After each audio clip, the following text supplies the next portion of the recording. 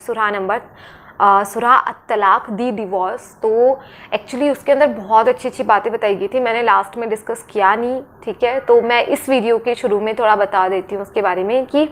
कुछ कंडीशंस होती हैं, पता है, कुछ हिदायतें दी गई हैं, डाइवोर्स की भी कुछ हिदायतें हैं। मतलब लोग है ना गलत तरीके से इन चीज़ों को यूज़ करते हैं, और किस कंडीशन में कि किस तरीके से अगर बेहयाई करें तो और बात है, बाकी उनको अकेला छोड़ना, उनको छोड़ना, डाइवोर्स, मतलब ये सब सही नहीं है, ये कुरान में भी लिखा है। तो मैं सिर्फ ये चाहती हूँ कि समझ आपको मुझसे ज़्यादा आता होगा, उर्दू में है ये चीज़ें, तो आप जाके एक बार उसको सुने, अगर वो सूरा नहीं सुना है तो बहुत अच्छी बातें उसके अंदर बताई गई हैं। और अगर आपने सुना था और आप जानना चाहते थे मेरा पॉइंट ऑफ व्यू क्या है, तो देखिए कुरान के अंदर जो चीज़ें जिस तरीके से लिखी गई हैं, या तो पूरी की पूरी फॉलो करो, ठीक है, या फिर आधी अधूरी मत फॉलो करो कि हमारी किताब में ये लिखा है तो हम ये करेंगे। तो इस नाम पे ना लोग सिर्फ अपने फ़ायदे की चीज़ें इस्तेमाल करते हैं, अपने फ़ायदे के लिए इस कुरान का नाम ले लेंगे कि इसमें ये लिखा है, हम ये कर रहे हैं, पूरी बात तो देखते ही नहीं है, ठीक है। लड़कियों के जैसे कानून जो बताए गए हैं वो तो बता देंगे वो, कि लड़की को पर्दा करना चाहिए, सर ढकना चाहिए, सब करना चाहिए, ये करना चाहिए,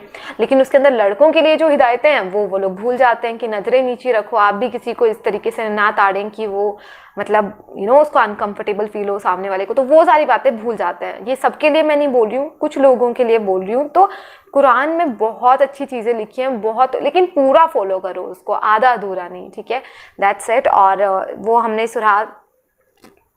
65 तक कर चुके हैं, तो अब हमारा नंबर है सूरा नंबर 66 का। तो सूरा 66 और 67 आपको इस वीडियो